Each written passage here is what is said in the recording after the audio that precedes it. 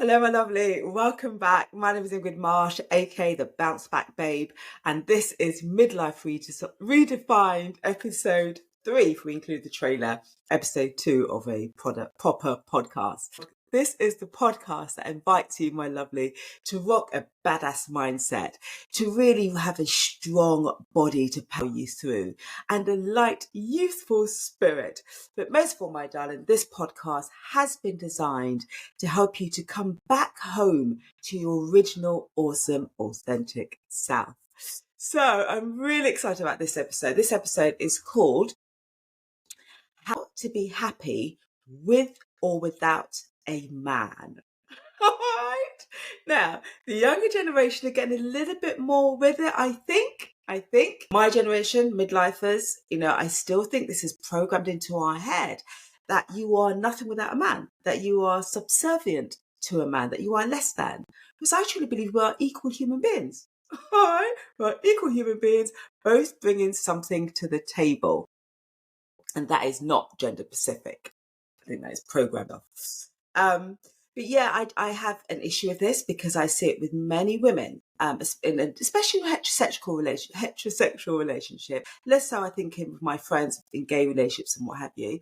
But certainly within heterosexual relationships, and it's been passed down and reinforced through fairy tale stories and what have you, that we are less than and we are nothing unless we have a man. Drives me insane. Now, first of all, let me get something clear. I am hugely into the whole attraction process. All right, there'd be no evolution otherwise, right? We wouldn't evolve, there'd be no children. I love the whole attraction thing. I do. All right. I love the whole flirting, the whole dating, the calling, the getting to know you. I think it's juicy. I love it.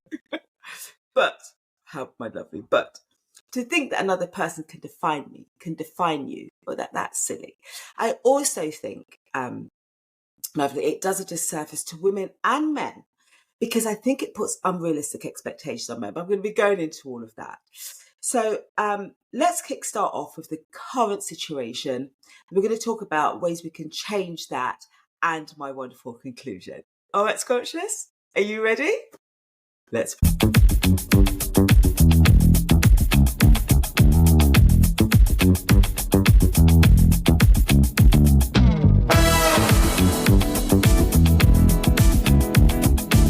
Like I said, I think this exists mainly within the midlifers. The younger generation get a bit more with it, or are they?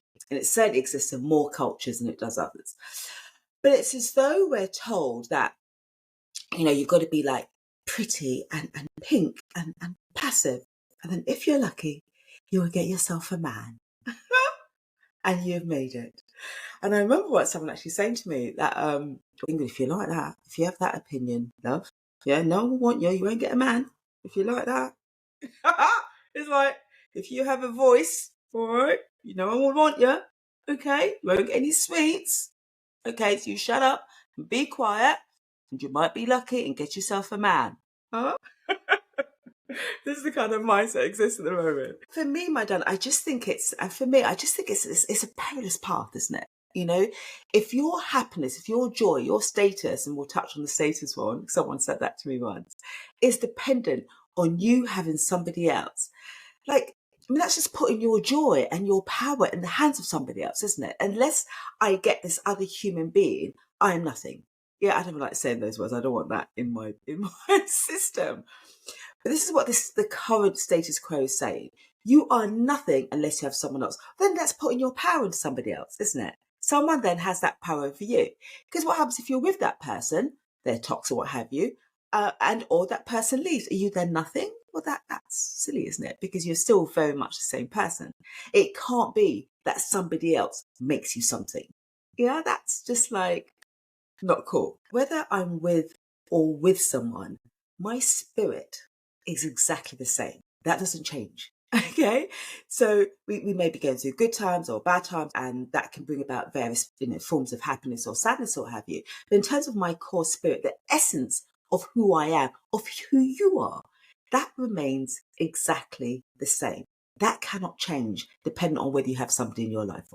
One of the greatest things I think a guy said to me we were kind of like talking as you do. And he said to me, like, Ingrid, you don't need a man, do you? And I remember thinking, oh, what do you mean, like, need? He said, like, you don't need one, do you? I remember at the time thinking, well, no. I mean, I have a child, but then there's other ways to have children these days, right? That's not what this is about. And I said, no, I don't need one. Like, it's a nice have. It's not a must have. Does that make sense, darling? And I think actually, in hindsight, that was actually a beautiful compliment to tell me that I don't need something outside of myself to bring me joy. But then it did make me question, this is a mature human being, a grown man, what does he pick up from the essence and the spirit of other women that he's meeting out there? Or the aura he's picking up from other women out there. Are they giving out this aura of need, of desperation, that they need him? Like, that is really giving someone a big old pedestal, isn't it? I need you. Huh? And I also think with this current system, this current mindset, this current culture, it also puts really unrealistic expectations on men. Because look, when we break it all down and get down to the core of it all, we are just human beings, my lovely. Yeah, we're just human beings with different skills, different experiences that we bring to the table. It can't just be a blanket statement, oh, you're a man, you're a woman, this means this and this means that. It doesn't, does it? When you slow down your thinking and break it down, we are just dealing with individuals. It can't just be by virtue of you having these certain genitals, you know more than me, or you can bring more to the household, or more to the home, or more to our lives, based on that fact. Because then when you break it down, it doesn't even make sense. One of the things that also worries me about the current situation is that for many women that I meet, it's as though having that man is a form of well-being, something that will make you better. And I remember having a girlfriend who said to me once, she didn't like my post. A woman's the same race as I am. She didn't like my post. She didn't like the whole well-being aspect. And she said to me, you know what, Ingrid, you should be doing posts more like Judy Love. Now, I love Judy Love. Woman's amazing. She is fire and she is funny. You know, I wouldn't put her down in the well-being bracket. I think she'd come under more comedy if you're going to find what section you're going to put her in. I don't think even Judy would say that she'd come under well-being. She's something completely different. But what was also interesting is that she sent me a link to one of Judy Love's posts, and she said, you should be more like this. Yeah, this is what you should be doing posts about. And the post was Judy doing a really great comedy sketch on how to find a man. Right? This is what she felt I should be doing posts on. And no doubt, if I'd labelled this this podcast, How to Find Your Perfect Man, I probably would have the treble amounts of hits on it. It's just like, oh, the rescuer. How do I find this rescuer? But what I thought was even more interesting about what this young lady had to say was that at the time she was going through a really stressful time, so much so that her hair was falling out. And I just thought it was intriguing that my post on well-being, which was going in nature and healing yourself and what have you, she didn't find useful. What she did find useful was a podcast on how to find a man, as if this could heal her. Now, we know, or those of us who have got maybe a different way of thinking or in the wellness space, know that when you're going into these relationships, it really is about going in there as a whole, complete self and not expecting another person to heal you. Another very interesting conversation I heard once was, it was one of the young ladies in Destiny's Child. And when I get her name, I'll put in the notes. Sorry, I should have checked it beforehand. And she had just got married. And soon after that, it appeared in the newspapers that she was now having to go into a mental hospital. She had mental health issues and going through a major depression. And what I remember seeing, one of the first comments underneath the thread was, oh, how comes I thought she just got married? And the mindset was thinking was that, well, she just got married. She shouldn't be sick. She shouldn't be depressed. She should be happy now. She's got the happy ever after. She's found the prince and she'd be living happy ever after. She shouldn't be needing to go into a mental hospital. These were the worrying statements that I've been hearing, as if finding this man, it goes back to those fairy tale stories again, doesn't it, which I talked about. It's that although we're grown adults now, we've evolved, we've got we're more conscious. One would hope is that this fairy tale story that we're asleep, we're dead, we are nothing, and this man comes along, the prince comes along, kisses us and rescue us, and we live happily ever after. All right, sculptures, it's just a fairy tale story. It's not real. We've not factored in all the other intricacies and realities of human beings, of human nature, of life. All right, and even if it was true, it's a bit silly, isn't it? A little kiss on your cheek, and then you're this wedding and the white dress, and then you're healed of everything, healed of all those past issues, healed of those childhood traumas, because someone come along and kiss you on your cheek. It's just silly. The other situation that I remember hearing I felt was quite worrying was a friend of my cousin's, and she had got herself into a bit of a quarrel on the street. And she said to me, I showed him my wedding ring on my finger, and I said to him, see, I'm married. Somebody loves me. I'm married. Once again, I didn't say anything to her because she was so cross at the time. I remember thinking, so what? So what? If someone's disrespecting you, it doesn't matter if you're married or not, scrumptious. They shouldn't be disrespecting you. Period. If somebody loves you, do you love yourself? That's what's most important. I've had girlfriends saying to me who are in their relationships, I've had girlfriends saying to me that even if my man was beating me, I wouldn't leave. I would stay in this relationship because of my other friends. They would love it if we split up. And even if he was beating me, I'd stay.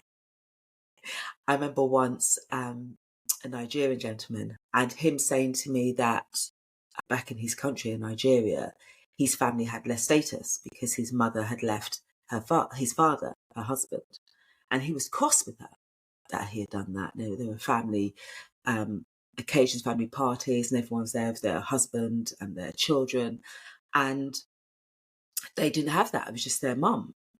And he went on to admit that the father was abusive. He was abusing the mother, but still felt she should have stayed because they had less status as a result. And talking of status, I've had that conversation once. I remember getting into a bit of a debate once with a lady on Facebook who felt that she was married now and therefore had more status. Now, I don't know, guys, but I just think of someone like Oprah, right?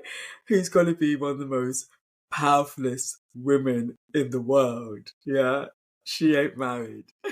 Trust me, she has status.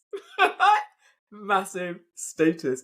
This thing is a state of mind, sculptures. All right, not a reality, but we'll talk about that. I, personally know of women who are in abusive relationships. All right. And they go out, and I've been out with them, and every second word is, my husband, my husband, my husband, my husband, my husband, my husband, my husband, my husband, my husband, because I think it's the status thing. And I know she's in a really abusive relationship, but this husband gives her status. Yeah. The one that, I get this one a lot. And I don't know where to go with it. Say I'm out at an event or something, and I see someone I haven't seen for years, and she'll say something like, "This happened just recently. It's happened a few times." Ingrid, hi, how are you? Look at you, and she's looking at me, lovely compliment. You look great. My gosh, look at you. But I thought you'd have been married by now. Tragedy. I mean, if we're going to go from a superficial perspective, I don't think it's I'm in pain in any way, I think it's happy as love. I was happy that I got joy in my heart, and it's like, oh, I think you've been married by now. And this is tragic news. I'm all right, I'm all right. Another challenging story, so I'm going to change these stories first, because this is, I guess, part of the status quo. I remember I was in a long-term relationship with someone, and it was just getting really crap. and I was like desperately just trying to claw myself out of this relationship. He was a tall, strapping, good-looking guy, and I remember being somewhere, and from a superficial perspective, we look good together. Do you know what I mean? But the relationship was rubbish, right? I was desperately trying to get out of it. And I remember this young lady saying, "Oh, is that your partner?" And I was like, "Yeah, that's my boyfriend." And she's like, "You have a man?" And I was like, "Yeah, but it's shit. Right, don't look at it." And she said it again. "But you have a man." I was like, "Yeah, but like it's shit. Right, it means a shit relationship. Like, don't look at it." Then it dawned on me. It didn't matter that it was shit.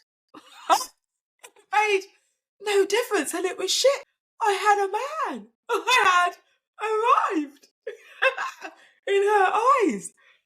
Isn't this crazy? Oh, this is nuts. My darlings, we're going to change this thinking unless it's a beautiful relationship. And I'm not saying we don't have our problems, and so we can touch on this a little bit more. But unless it's a beautiful relationship, it's nothing. It can't just be because I have a man. You're gonna laugh. You're gonna laugh. But one of the things I used to hear a lot, and it probably still happens now, was the statement, and it's back in the day. I still think it exists now, and it didn't matter, if this man was beating on you, if he was having 10,000 affairs, if you were going through abuse, if you were like, in this tragic situation. This is the one I used to hear a lot, and it was like, as long as he comes home to you. And next mother-in-law said it to me once when I suspected my partner was having an affair. Look, it doesn't matter, as long as he's coming back to you. Huh? As long as he's come back to me. Imagine needs to be lucky that I'm coming back to him. Hello. As long as you come back to me. Like, who are you? Who are you? You should be lucky, scrumptious, if I am coming back to you. Right? And I say all that to say this as well, my lovely, is that, when you meet a woman, and I meet lots of women these days who, in fact, statistics actually show how single women without children are happier than those who are married and with children and men. But anyway, we won't do statistics. I'm not big on the whole numbers thing. But please don't make the assumption when you meet a woman, like I was saying earlier, the woman was all, you're not married. Right, doom and gloom. Don't make the assumption that every woman wants to follow that blueprint. Okay? Don't make the assumption that we're all the same. Ask, is that your vibe? I was asking my gay friend the other day, he's met someone that's going really well. And I said to him, "Oh, are you thinking about getting married?" And I quickly jumped in to say, like, I don't care if you are or not. I don't think that has a value in your relationship. I'm just asking to find out if that's your vibe. That's all. All right, sculptures. But don't make the assumption that we all of us, want to follow that blueprint, because we don't. And it reminds me of another something someone said to me once. Do you have a partner? And at the time I was seeing someone. And I said yes. And he said, "Oh, good, at least you're not alone." Well, how do you know it felt good? How do you know it's oh, good, at least I'm not alone? Yeah? How do you know that person isn't toxic and bringing hell to my world? Which, in that case, you are better to be alone. And how do you know whether or not I love being alone? It so happened that I do, because that's how I recharge myself. Let's not make the assumption that being with someone means the person is happy. We've got to slow down our thinking and think that little bit more. And a lot of it, doesn't it, come back to, being worried about what people think, which once again is another podcast. What do people think? That's a big old prison, that one, isn't it? What do people think? Once again, I've met a young lady in a relationship, a very happy relationship. She doesn't want any children. She doesn't want any children. She doesn't want kids. That's her prerogative, right? It's her prerogative. And what happens there?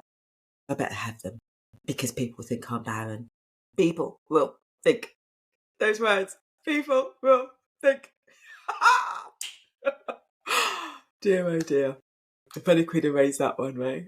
How different the world would be. Yet, the downsides of this life, of having to live this lie, we can stay in abusive relationships, my lovely. I know of women and men who are in these arrangements. And I was speaking to a woman the other day, and she was saying that she comes home from work and she sits outside in her drive for about another half an hour. She cannot bear to go back in, cannot bear to go back into her home. Your home, my home.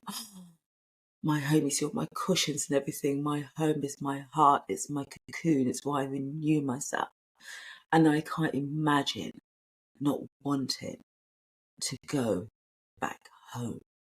Whoa, that's deep. And just to be in a relationship, to be married, or to have that man, or indeed that woman in your life, because of being able to post lovely pictures on Instagram, because of what people want to think, and you're bringing this energy, this vibe, sucking your soul into your home. I mean, that's a big deal in this one precious life that we have. Before I move on to the next section, I want to share a story with you. I was at an event not that long ago. I met this really lovely woman, got chatting with this really lovely woman. And she said to me that when she was in Jamaica, she lived in Jamaica, she used to wear these really bright colours. She was born here, but grew up in Jamaica. She used to wear clothing with really bright colours, and she loved it. Yeah, she absolutely loved these colours. Reds and oranges and peaches and yellows. And then she said she came to England, and whenever she'd wear these bright colours, people would say to her, "Oh, what do you wear those colours for? What do you wear those bright colours for? And it's winter. What do you wear those yellows for, and those pinks and those oranges?" And she said, bit by bit, she stopped wearing those colours. She stopped wearing those bright pinks and oranges and yellows that filled her soul. And eventually, to save the aggro, she just conformed and started wearing darker colours, dusky greys, dirty greys. For me, that was her soul being sapped. And she packed them all away, packed all her colours away, and puts them into a suitcase, and only opens that suitcase again when she goes back to Jamaica, where she's allowed, she says, to wear her bright colours. Now that makes me think about being in a potentially mismatched relationship for the sake of being in one, to be accepted. So people will see you as more than, for you to see yourself as more than, for you to feel that you are completed. And that's what could happen, can't it? In those mismatched frequencies, you don't wear those colours anymore. Bit by bit, it turns down the hue, turns down your colour, it turns down your spirit, it turns down the oranges and the yellow and the peaches and the greens, and then you don't even recognise yourself anymore. Your spirit has been sucked and drained, and you yourself has been reduced to a dark grey. For what? To be able to say, my husband, 100 times? No, beautiful. To be able to give yourself status, fully touched on that status, the state of mind? No. And then I know of relationships that have broken down for this very reason. I used to have a lifestyle shop in Islington. I used to sell these really beautiful vintage mirrors, old vintage mirrors, mix old with new in that shop, but these mirrors are beautiful. They really do fill your soul. And I remember a husband and wife, a very wealthy husband and wife, coming. And I knew the couple well. I had my son and their child had play dates and gone to their house for play dates and what have you. And they lived in a big house overlooking the park, must have been about 7 stories. And I remember them coming there, and she wanted to buy one of these mirrors, and they're not perfect, they've kind of got little chips on them and stuff. I said they're vintage, but that's the soul part, that imperfection. And I remember him dragging her away. Like, oh, what do you want those for? They won't fit into our super sleek house. Our super sleek home. But I see the emotion when people are buying these mirrors and other aspects that were in the shop. I can see the emotion. It's a soul purchase. Does that make sense, my lovely? And he didn't let her buy it. It didn't surprise me, actually, that I think it was about a year, 2 years after that, I'd heard that they split. And I remember thinking, you wanted to take away her colour. You wanted to reduce her soul and keep it all straight lined and pristine and no soul. And no one could understand why she could leave. How could she leave this big house, this big life? How could she leave that? Do you know what I mean? No. But I understood why she left. There's another story my sister shared with me once about this high-flying lawyer, had the big house, the shiny car and all the rest of it. And his wife had left him to play bongo drums in the jungle. No one could understand. I could understand. She wanted her soul back. I remember a lady once and had a wonderful relationship. And I wasn't even talking to her about relationship, we were just talking about life. I was coaching on a completely different area. But in that, she realised that, hold on a minute, in my marriage, like he controls everything. And there's nothing wrong with roles. But she did say he controls everything. Everything in the house has been bought by him. There's none of me in this house. And she went out and she bought this bright orange chair. It didn't even match anything. And the husband was like, why have you bought this chair? And she didn't want to talk about it. Because that chair was her soul. That orange chair that she'd been looking at for ages. She wanted it back in the home. Right? Because she just wanted her soul back in that house.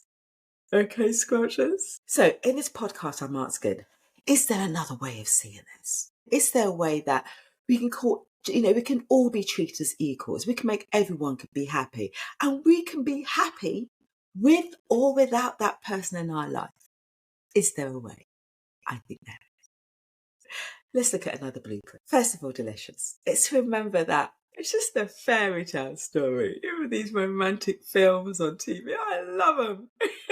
I love those stories. They're such fun. Boy meets girl. Yeah, there's all those challenges, especially when they're from opposing worlds. I love it. And there's always the running bit at the end. Rom-coms also have a running bit at the end, right?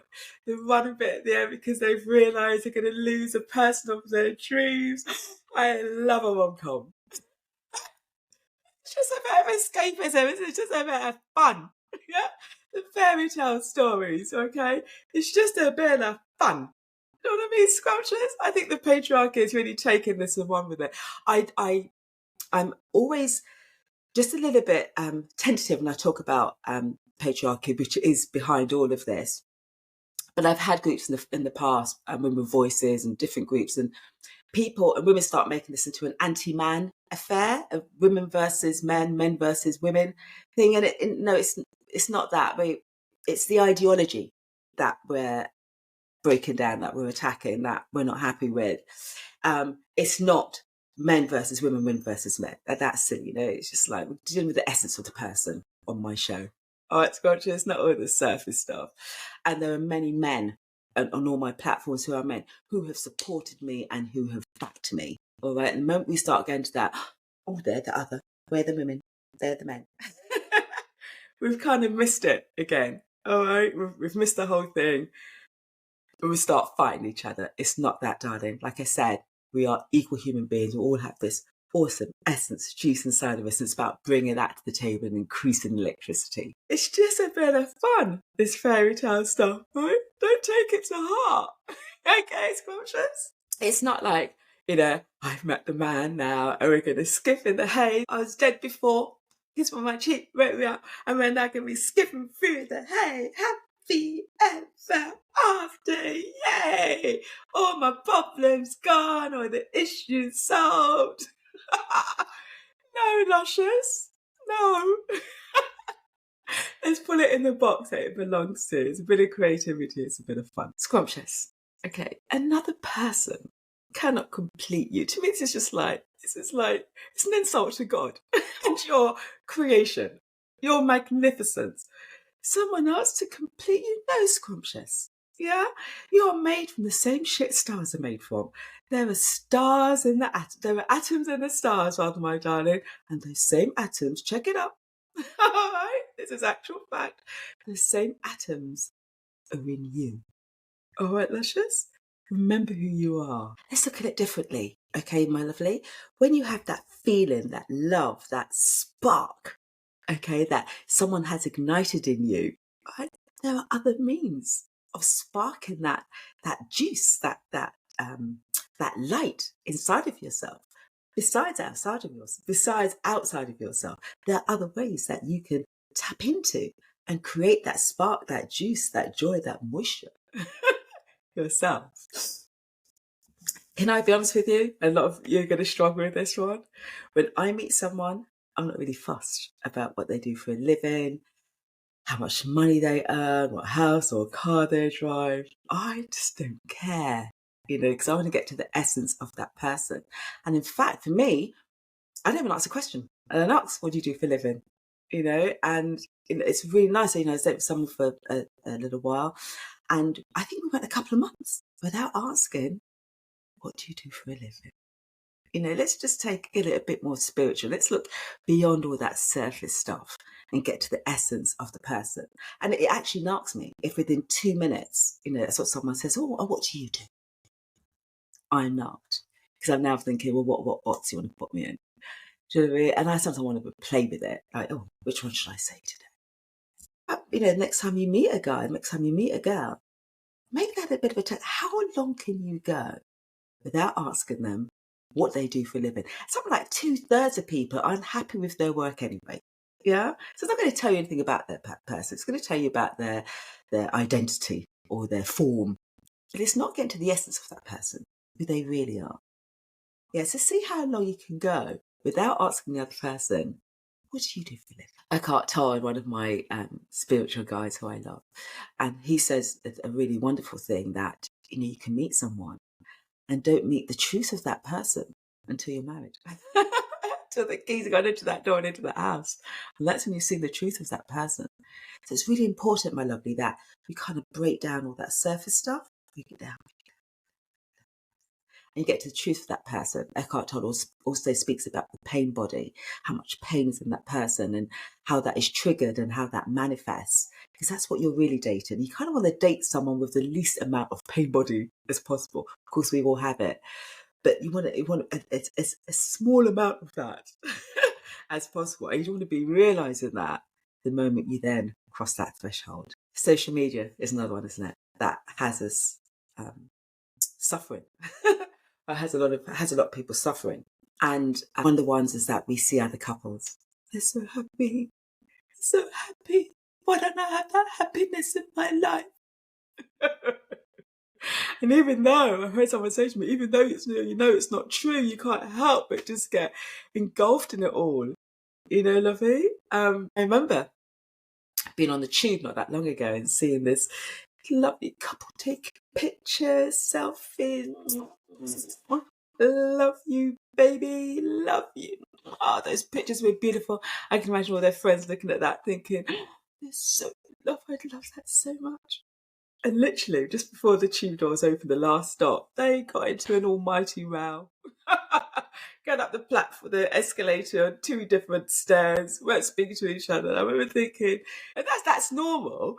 When we look at those pictures on Instagram, we're not thinking that happened maybe a second later, did we? And, don't beat up on your own situation. When I went away recently and I was speaking to my bank about my holiday insurance, and she said, my lovely, I was there with my husband and my 2 kids, and can I be honest with you?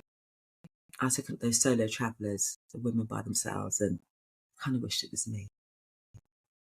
My darling, your situation might just be what other people wish they had. Okay? You don't know. And, and it's not all doom and gloom. Like I said, this podcast is about being happy with or without. I saw it when I had my shop, and like I said, there was those old vintage pieces, and where women did come in and saw those pieces, and their hearts would just be like, oh, I love this. And there'd be a conversation between them and their partner. of how we can incorporate it, how we can bring both these energies into the house to create one. Does that make sense, hon? But one person can't be neglected over and above another. It's not very nice, is it? It's inhumane.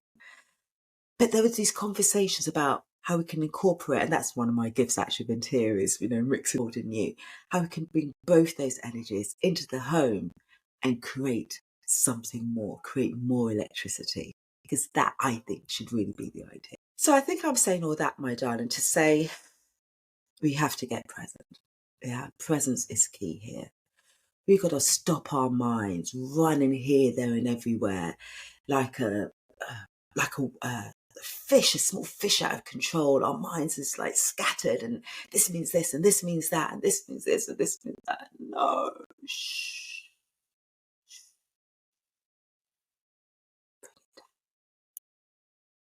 Bring it down. Does it really mean that? Or did it really mean this? Or does that really mean that? Bring it down to your heart, to your soul. Move it from your head to your heart and ask yourself, what is it really? Okay, beautiful. So let's look at some actual strategies now of how we can be happy with or without a man. So one of the things is like we want to re-spark that juice, that moisture that's inside of you. So for me, one of those things is rediscovering some of the things you used to enjoy doing as a child. For me, I used to love going to antique shops. I used to go to antique shops and vintage shops and buy secondhand clothing when it wasn't popular to do so. Back in those days, we were deemed as poor. I just loved them. I love the smell. I think that's the old soul of me, connecting to the old souls of the products in the shop. So I still love, even now, sort of like meandering through sort of like vintage shop, antique shop. It just fills my soul. Now, this is going to differ for everyone, all right? Only you will know what brought you joy as a child. Get those creative juices flowing, baby. Get back into those creative juices. We are part of God, a creator. That creation must exist inside of us. And if we are creating, that must feel like death. Just sitting there, wait for someone to come along to save my life. No, scrumptious. Yeah, you got to be proactive. And I've heard actually that people say like filling their souls like a tree. No. You got to fill our souls now. And remember, what gives you those juices, what makes you feel succulent, moist and delicious inside, it doesn't have a race, a gender, a colour, an age. Okay? I remember meeting this Indian lady once who's an auditor, and she quietly confided in me, I'm really into poetry. I don't really put it out there. I kind of said to her, I'd love for you to send me some of this poetry. Send me some of the poetry. And when she sent it, it was all like, whimsical and skipping in the hay. And, it wasn't how you'd imagine a stereotypical Indian lady or an auditor. But this was her soul. Okay, my darling, your soul doesn't know anything about all the stereotypes that are out there. Doesn't have a clue, all right? What makes it feel succulent. That's going to be personal to you. You want to start finding those things out and start creating. Start tapping into that creative juice within you while they're setting for someone to come and awaken. I say that with air quotes. Awaken you. Awaken yourself. Yeah, I know. I feel deeply. Okay, I feel really deeply. So when I listen to music, I can hear every beat, every tinkle, every tinkle, everything within that music. So I love listening to music at home and blaring it and dancing around the place. Listen, unless I have my own party going on, trust me, I think my mum and see me, they think I'm nuts. I have my own party going on, or when I pump that bass and see me going for it. And like I said, my lovely, going back to that story of the lady who from Jamaica used to wear those colourful dresses and doesn't wear those colourful dresses anymore. Has your life lost its hue? Has it lost its colour? Have you slowly but surely taken away those pink, those oranges, those yellows? Because these things happen unconsciously. Before you know it, it's like, hold on a minute. Where is that life, that juice, that spark, that moisture that used to be in my life? Yeah, let's unpack it. Let's unpack those clothes. Let's not wait until we get to Jamaica or anywhere similar. Okay, let's take those clothes back out. Now, that doesn't mean that you're wearing bright clothes at the moment and it's, oh no, I'm wearing bright clothes, it's all right. It's a metaphor. Okay, luscious. So it's like the colour that was within you as a child. Yeah, we're going to slowly turn that back up again. Turn back up that colour. Or the orange share story rather, where the lady realised there was nothing of her life, of her soul in this house. Go get yourself an orange chair. You don't, my luscious, need a man or any other human being, okay, to bring that soul, that moisture, that juice back into your life. You can turn it back up, turn it back on yourself. I'd like to conclude by sharing with you my version, my interpretation of the film, The Wizard of Oz, where, and most of us know that story, and if you don't, then look it up. So she is Dorothy, isn't she? She's skipping along through life. Yay, yay, yay, skipping along the yellow brick road. And she's being told all the things that she needs to make her happy. Collect this person, collect that person, collect this person, collect that person. And we won't knock these people that she's collecting because there's a bit of knowledge with all of them, right? Collect this person, collect this person, collect this person, skipping down the yellow brick road. And she ultimately, what does she want? She wants to go back home. Okay? I interpret that. She wants to go back home to herself. So she skips off yellow brick road. Way, yay, way. Collecting all these people and things. And then she gets to the saviour, the person who can save her, right? And there's this big cat, and then there's this big, magnificent man looking down at her who can help her go back home. This person, and she's in awe of this. She's looking up in awe at this big human being who can help her go back home. And then the little dog, doesn't he, comes along and pulls the curtain aside. And who's behind that big old fairy tale, that big old illusion, that big old creature? Was a little old man, an ordinary little old man, pushing these buttons, pushing these knobs. It wasn't that big old picture. And what does she do? What does Dorothy do? She clicks her heels and she arrives back home. She had the power inside her all along. Did my luscious? And two little things there. That man who she'd put on this pedestal was just ordinary. It's an ordinary person, like me and you.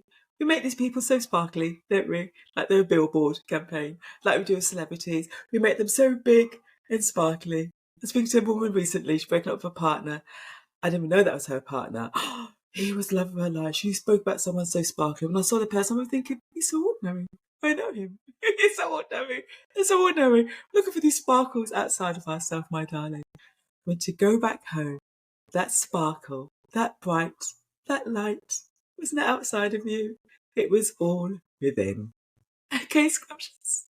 So remember, my lovely, when you're busy creating, tapping into your own creative juices, you can be happy with or without a man. Okay, my lovely.